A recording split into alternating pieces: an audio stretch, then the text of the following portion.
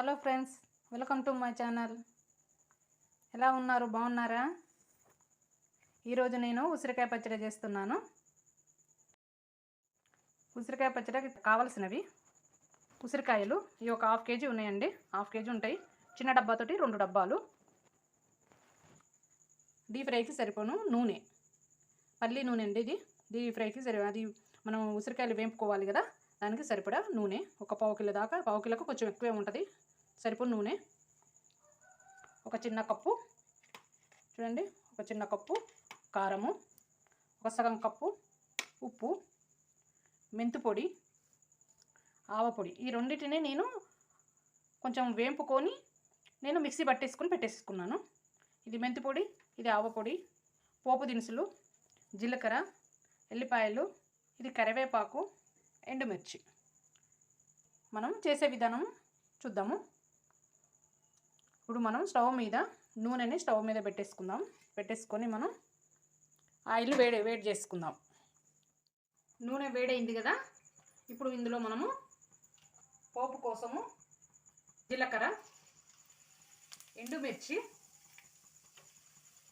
పోపు దినుసులు, ఇప్పుడు ఉసిరికాయలు వేసుకుందాము. కొంచెం మెల్లగా వేసుకోవాలి.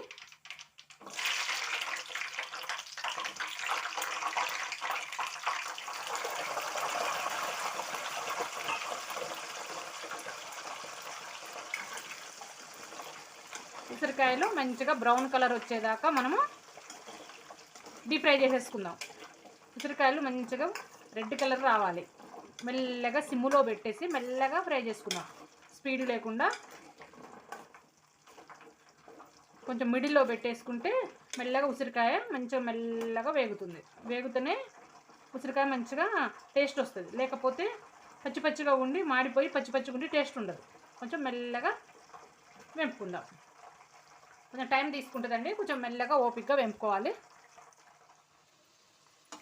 మధ్యలో ఇలా కలుపుతూ ఉండాలి. అప్పుడు ఏమవుతుందంటే ఉసిరికాయ అన్ని వైపులా కూడా ఫ్రై అవుతూ ఉంటుంది.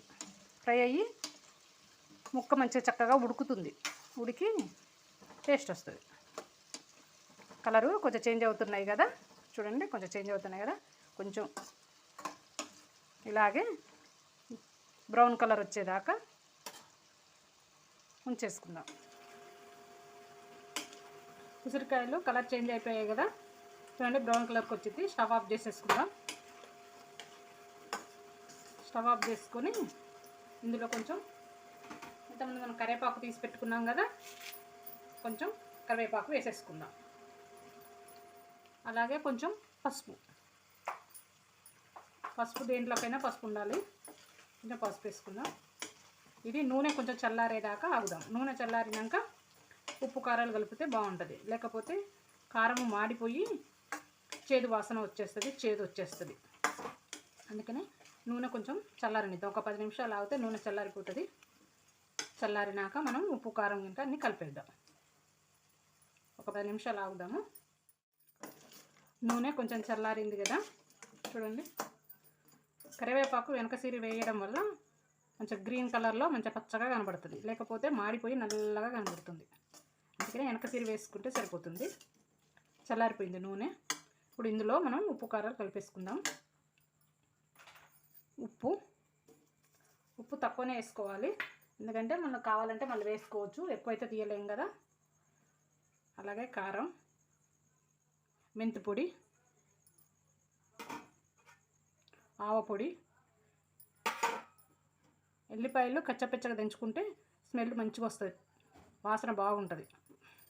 డైరెక్ట్గా వేస్తే వాసన కొంచెం తక్కువగా వస్తుంది. మనం వెంటనే తినేస్తాం కదా ఒక్క రోజులోనే, అందుకనే ఇట్లా దంచుకొని వేసుకుంటే బాగుంటుంది. అలాగే మీకు చెప్పడం మర్చిపోయాను, నిమ్మరసం వేసుకుంటే పుల్లగా బాగుంటుంది, రుచి ఎక్కువ వస్తుంది. ఒక కాయ నిమ్మరసం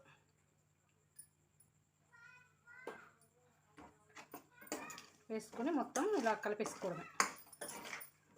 కలిపేసుకుంటే మనకు పచ్చడి రెడీ అవుతుంది. ఇది ఒక రోజు 2 రోజులు ఆగి తినేసేయచ్చు. ఎందుకంటే వెంటనే తినొచ్చు. ఇందులోకి ఉప్పు కారము కాయలోకి కొంచెం ఉప్పు గినక వెళ్ళాలి కాబట్టి ఒకరోజు ఆగితే ఉప్పు కారం అంతా కాయకి పట్టేసి అప్పుడు తింటే రుచిగా ఉంటుంది. అంతే అండి, అయిపోయింది. చూడండి, ఇది మూత పెట్టుకొని పక్కన పెట్టేసుకొని ఒక రోజు 2 రోజులు మగ్గాక తినేసేయడమే. అయిపోయింది, ఉసిరికాయ పచ్చడి రెడీ అయిపోయిందండి. ఒకసారి ట్రై చేసి చూడండి.